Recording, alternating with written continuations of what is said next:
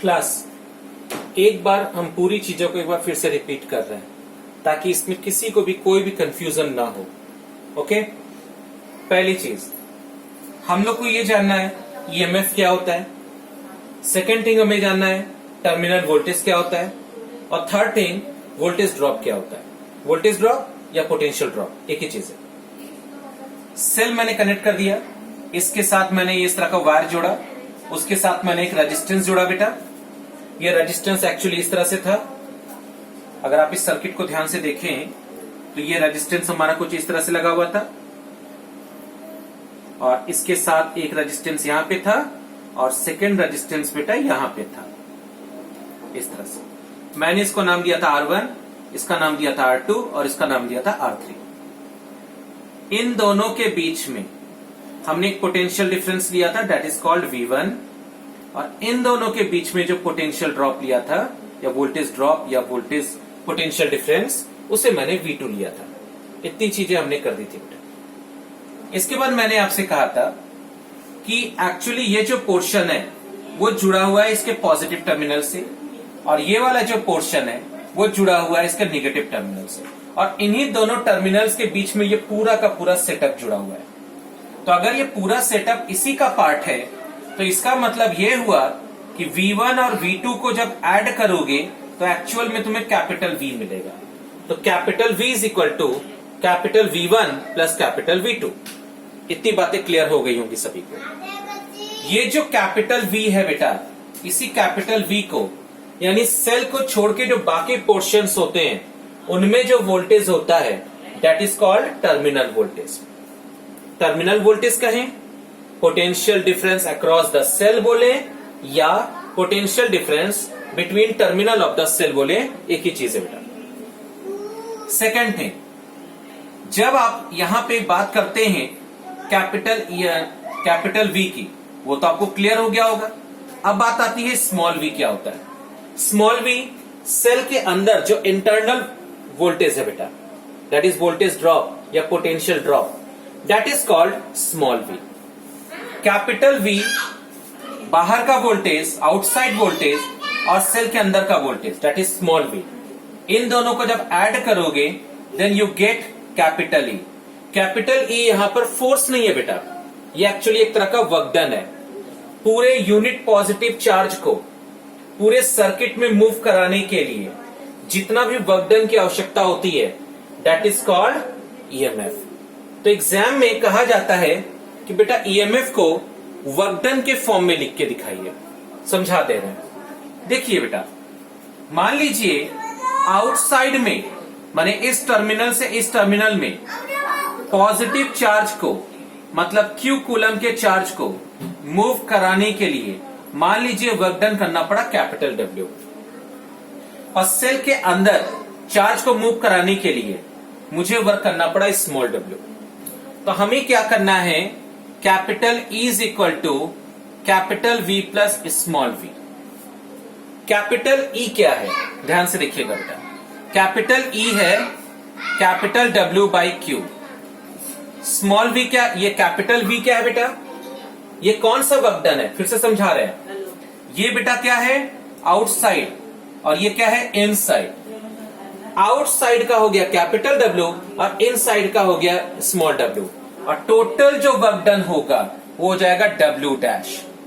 Definition क्या होता है, the work done in moving unit positive charge in the whole circuit. तो whole circuit में मान लीजिए W डैश वर्क करना पड़ा, तो in place of E W dash by Q capital V। Capital V की जगह क्या लिखोगे बेटा, कैपिटल W बाई Q, क्योंकि इस पॉइंट से इस पॉइंट तक ले जाने में कैपिटल W वर्क करना पड़ा और अंदर इस सेल के अंदर ले जाने के लिए कितना वर्क करना पड़ा बेटा, स्मॉल w वर्क। यहां से कैंसिल आउट करो तो W dash is equal to capital W plus small w। ये हमने वर्क डन कर दिया बेटा। आई होप ये पॉइंट समझ में आ गया होगा सभी को, कोई दिक्कत किसी को। बेटा ईएमएफ का जो कॉन्सेप्ट है वो समझ में आ गया। अगर हम यूनिट की बात करें ईएमएफ का, तो बेटा ईएमएफ की यूनिट वही होगी जो एक्चुअली पोटेंशियल डिफरेंस का होता है, यानी जूल पर कूलम। और जूल पर कूलम को ही क्या बोलते हैं बेटा? वोल्ट। तो ईएमएफ का भी यूनिट वोल्ट ही होता है। तो नाम क्यों रखा गया, फोर्स क्यों बोला गया? एक्चुअली फोर्स बेटा स्टार्टिंग में जब ये चलिए ओल्ड कन्वेंशन है, तो ओल्ड कन्वेंशन में इसको फोर्स बोला गया था, जबकि इसका फोर्स के साथ कोई लेना देना नहीं है। बात समझ में आ रही बेटा? फोर्स के साथ इसका कोई लेना देना नहीं है, ये सिर्फ एक ओल्ड कन्वेंशन था, उसी को बस बाकायदा रखा गया है। इसका न्यू कन्वेंशन से कोई मतलब नहीं है। चलिए, आई होप ये पूरी बात समझ में आ गई होगी। अब हम लोग वोल्टेज ड्रॉप पढ़ेंगे, लेकिन उससे पहले हमें एक टॉपिक उठाना पड़ेगा। इसका नाम है इंटरनल रेजिस्टेंस। स्टार्ट करते हैं।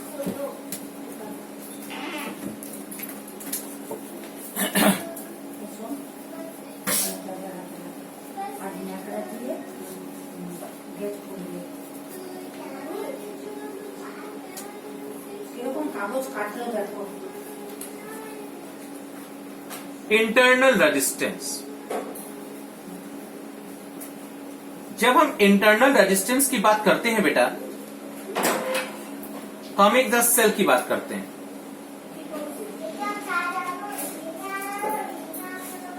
ये सेल के अंदर 2 इलेक्ट्रोड्स होते हैं बेटा। हम ज्यादा डिटेल में नहीं डिस्कस करेंगे, बस एक नॉर्मल डिस्कशन करने जा रहे हैं।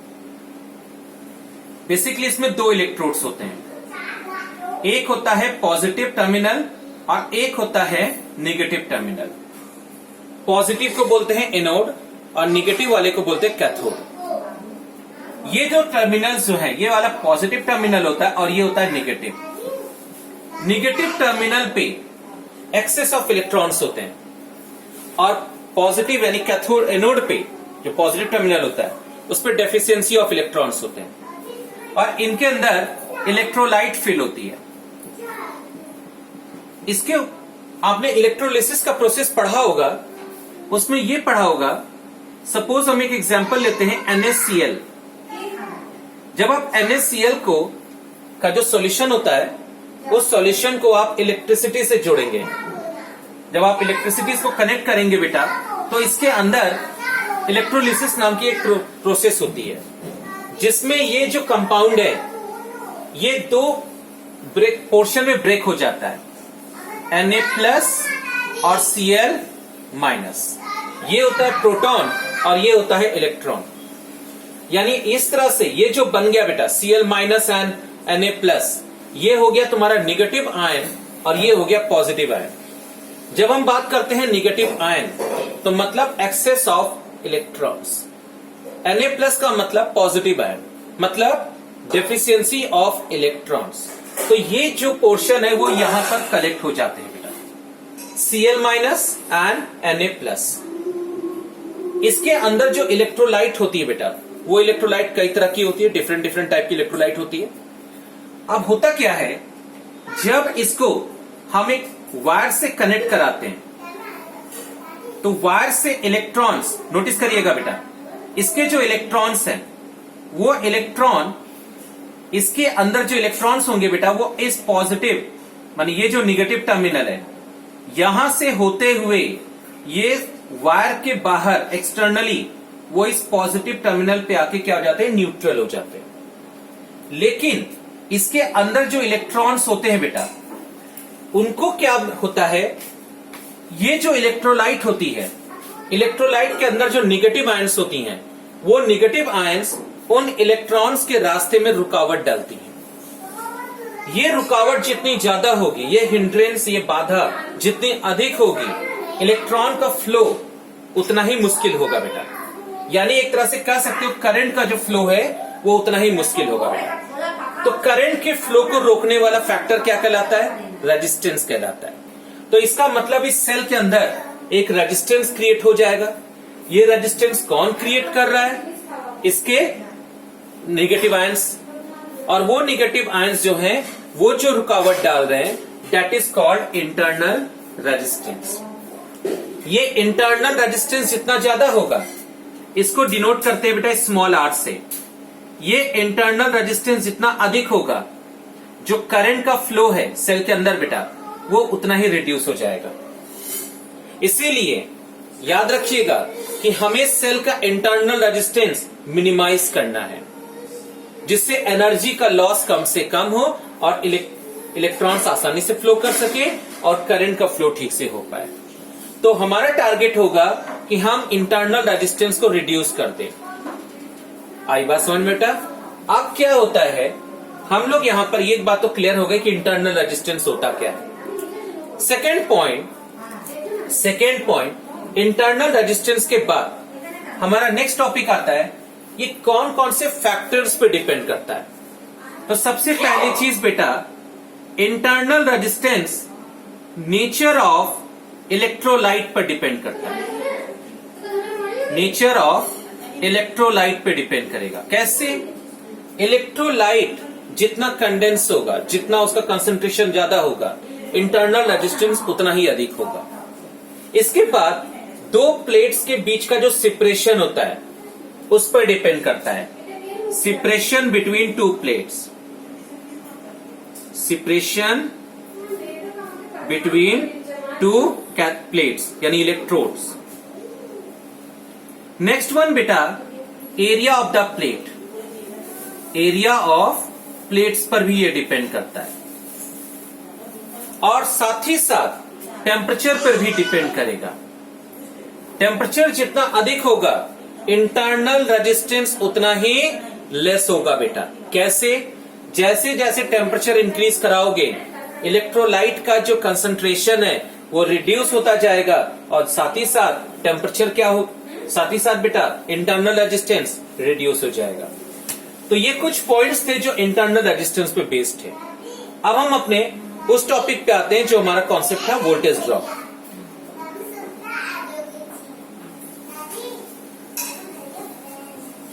बेटा मान लीजिए मैंने ये सेल लिया और मैंने इसको कनेक्ट कर दिया बेटा,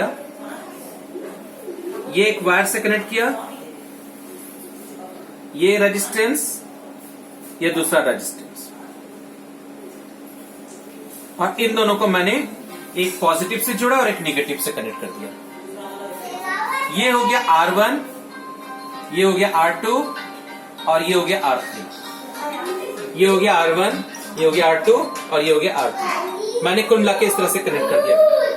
आपको पता है सेल के ये जो है, ये वोल्टेज V1 है बेटा, और इन दोनों का जो वोल्टेज है ये है आपका V2।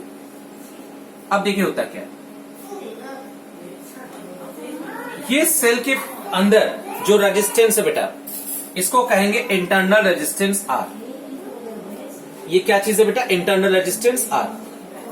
अब होता क्या है, जब करंट इधर से इधर फ्लो करेगी तो करंट यहां से यहां तक तभी फ्लो करेगा ना बेटा, जब इन दोनों पॉइंट्स के बीच में एक पोटेंशियल डिफरेंस होगा। तो यहां से मान लीजिए करंट आई आ रही है, तो इन दोनों के बीच में जो वोल्टेज ड्रॉप होगा वो कितना होगा? स्मॉल v, और स्मॉल v इक्वल टू क्या होगा? I into small r। समझ गए बेटा सब लोग? तो सेल के अंदर जो वोल्टेज ड्रॉप आ रहा है that is I into small r, और सेल के बाहर ये जो वोल्टेज ड्रॉप है, ये वोल्टेज ड्रॉप है हमारा कैपिटल V। अब जो बताने जा रहे गौर से समझना बेटा, बहुत ध्यान से समझिएगा। होता क्या है, R2 और R3 इन दोनों का एक कंबाइंड रेजिस्टेंस होगा। मान लेते हैं इन दोनों का कंबाइंड रेजिस्टेंस आपका हो गया R'। ठीक है बेटा, उन दोनों का कंबाइंड रेजिस्टेंस क्या हो गया? R' हो गया। अब क्या करते हैं, अगर तुम्हें V2 निकालना होगा तो यहां से जो करंट आ रही है I, उस I को R' से मल्टीप्लाई कर देना तो आपको V2 पता चल जाएगा। अब R' के साथ ये जो R1 है, ये दोनों हो गए सीरीज में। तो मान लीजिए आप इसको भी हटा दे रहे हैं और हटाने के बाद आपका रिजल्ट आ रहा है, मान लीजिए यहां पे रिजल्ट आ गया R'। तो ये R' में करंट जो पास कर रही है वो आपकी I करंट पास कर रही है। तो I इंटू R' से क्या निकल आएगा बेटा? कैपिटल V आ जाएगा। अगर मुझे कैपिटल V निकालना होगा तो कैपिटल V क्या हो जाएगा? I into R'। आपको समझ गया ना बेटा? आर डबल डैश एक्चुअली है क्या? आर डबल डैश किसका रेजिस्टेंस है? आर डबल डैश इसका, इसका और इसका कंबाइंड रेजिस्टेंस है। ठीक है बेटा, 1 मिनट होल्ड करना।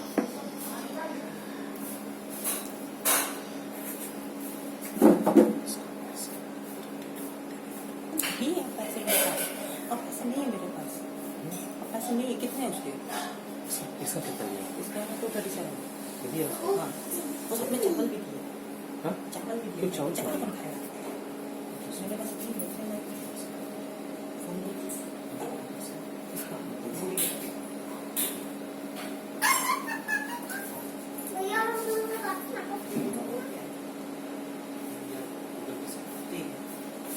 बैंक बैंक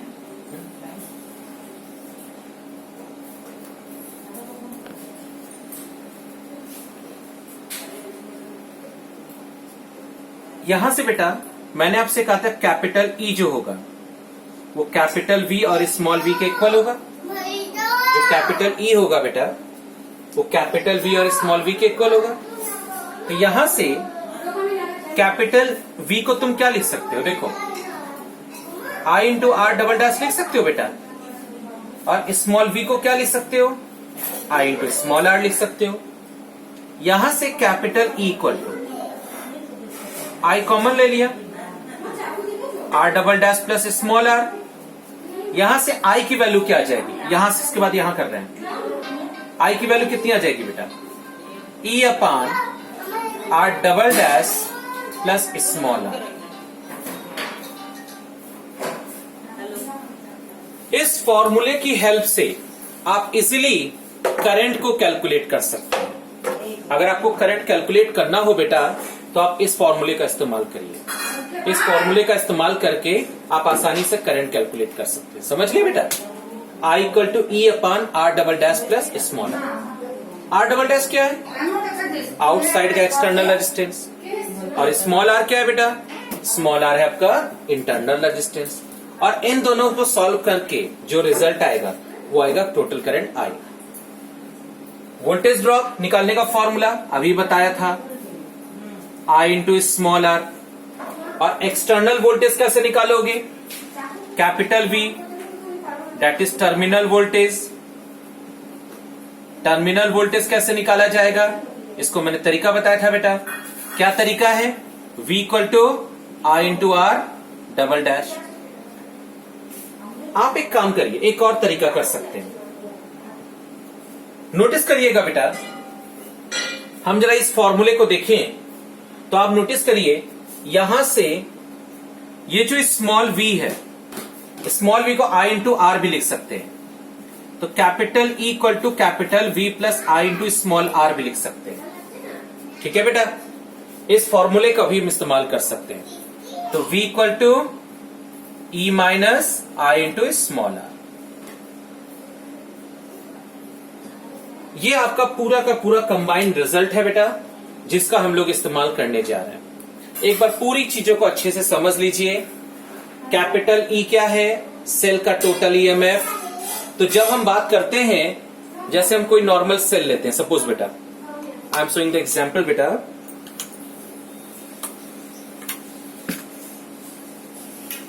ये मेरे पास एक सेल है, छोटा सा सेल है, और इसका जो वोल्टेज दिया है बेटा, इसमें लिखा हुआ है, आपको तो ये नहीं दिख रहा होगा, हम थोड़ा और क्लोज लाके दिखा रहे तुम लोग को। इसमें लिखा है 1.5 वोल्ट। ये जो 1.5 वोल्ट है, क्या मतलब है इसका? इसका मतलब ये है बेटा कि जब हमने इसमें करंट पास नहीं कराया, जब हमने इसमें करंट पास नहीं कराया, तो इस सेल के इस वाले टर्मिनल और इस वाले टर्मिनल के बीच का जो पोटेंशियल डिफरेंस है वो है 1.5 वोल्ट। जब तुम लगातार करंट पास कराते जाओगे, जैसे मान लीजिए ये सेल है, इस सेल को मैंने अभी इस्तेमाल नहीं किया है, तो इसका वोल्टेज कितना है बेटा? 1.5 वोल्ट आया। लेकिन जब हम इसको कनेक्ट कर देंगे एक वायर के साथ, और जैसे ही इसमें से करंट पास करनी शुरू हो जाएगी, तो सेल के अंदर जो इंटरनल रेजिस्टेंस है बेटा, वो करंट के फ्लो को रोकने की कोशिश करेगा। जिसकी वजह से सेल के अंदर भी एक इंटरनल वोल्टेज क्रिएट हो जाएगा, दैट इज वोल्टेज ड्रॉप। हमारे पास फॉर्मूला है capital E is equal to capital V plus small v। Starting में जब करंट, अगर हम इसको नॉर्मली इस फॉर्मूले से लिखें E equal to capital V plus I into small r, मैंने कहा कि स्टार्टिंग में जब करंट 0 है तो उस समय कैपिटल E जो होगा वो कैपिटल V के इक्वल होगा, यानी सेल का जो टोटल वोल्टेज है वही उसके टर्मिनल वोल्टेज के इक्वल होगा। यानी टर्मिनल वोल्टेज एंड ये जो आपका ईएमएफ है दोनों एक होंगे। लेकिन जैसे जैसे करंट की वैल्यू इंक्रीज करती जाएगी बेटा, करंट की वैल्यू इंक्रीज होने से आपका जो I इंटू आर का है वो भी क्या हो जाएगा, वो भी तुम्हारा इंक्रीज होता जाएगा। यहां से अगर हम कैपिटल V निकालने की कोशिश करें तो E minus I R, notice करना E की वैल्यू तो फिक्स है, लेकिन जब इसको सॉल्व करते जाओगे तो V की वैल्यू लगातार क्या होगी, डिक्रीज होती जाएगी। कैसे, देखो मान लो स्टार्टिंग में करंट 0 था तो V इक्वल टू E आया बेटा। जब करंट मान लो 1 एम्पियर आया तो V की वैल्यू जो होगी पहले जितना E था उससे तो अब कमी वैल्यू आएगी ना, क्योंकि तुम उसमें से माइनस करोगे। तो मान लो पहले E आया था 1.5 वोल्ट, अब जो आएगा वो 1.4 वोल्ट आएगा, नेक्स्ट वैल्यू 1.3 वोल्ट, ऐसे करके ये चलता जाएगा और फाइनली ये वोल्टेज क्या हो जाएगी, 0 हो जाएगी। इसका मतलब वीडियो सही नहीं आ रहा है, कोई परेशानी नहीं बेटा, इसकी रिकॉर्डिंग हो रही है, अभी पूरी रिकॉर्डिंग हो रही है, पूरा रिकॉर्डिंग तुम लोग को मिल जाएगा, ठीक है, डोंट वरी। बस 1-2 घंटे का समय दो, अभी आ जाएगा बेटा, कोई परेशानी नहीं। मैंने कहा ना वीडियो परेशानी की बात नहीं है, पूरा वीडियो रिकॉर्डिंग हम कर रहे हैं, अभी सब मिल जाएगा तुम्हें। तो जब आपका 2 टर्मिनल के बीच का कोई करंट लगातार पास होती गई, फाइनली एक ऐसा समय आएगा जब इस वाले टर्मिनल और इस वाले टर्मिनल के बीच का जो पोटेंशियल डिफरेंस है वो दोनों पोटेंशियल्स इक्वल हो जाएंगे, जिससे डिफरेंस 0 हो जाएगा और तब करंट उसमें से पास होनी बंद हो जाएगी। हम उसको कहते हैं डिस्चार्जिंग ऑफ सेल, यानी उस कंडीशन में सेल डिस्चार्ज हो जाता है। तब आपको उसको दोबारा चार्जिंग पे लगाना पड़ता है, जिससे फिर से चार्जिंग का प्रोसेस स्टार्ट हो जाता है बेटा। तो ये पूरा का पूरा कॉन्सेप्ट था। कंडीशन ये निकला, जब करंट 0 होता है उस कंडीशन में V और E आपस में इक्वल होते हैं, लेकिन जैसे ही करंट फ्लो करना